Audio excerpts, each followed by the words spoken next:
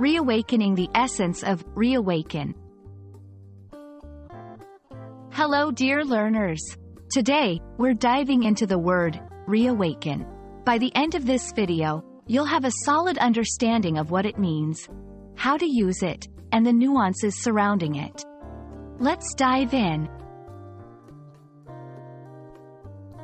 Reawaken is composed of two parts, re and awaken. Re is a prefix we add to verbs to mean again or back.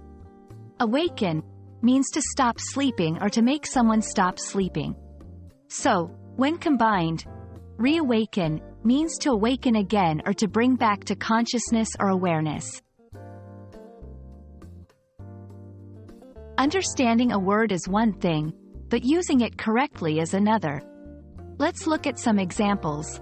1. After years of neglect, the movement was reawakened by a group of young activists.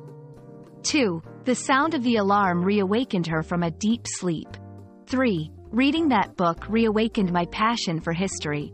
From these examples, we see that reawaken can be used both literally, waking up from sleep, and figuratively, reviving interest or emotions.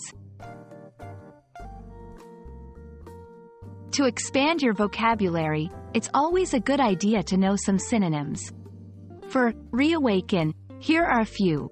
Revive, renew, stir up, rekindle. Each of these can be used in slightly different contexts but carries a similar meaning of bringing something back to life or consciousness. And that wraps up our exploration of reawaken. Remember, language is a living entity, always evolving and changing. Words like reawaken allow us to express nuances, making our conversations richer. We hope this video reawakened your love for learning English.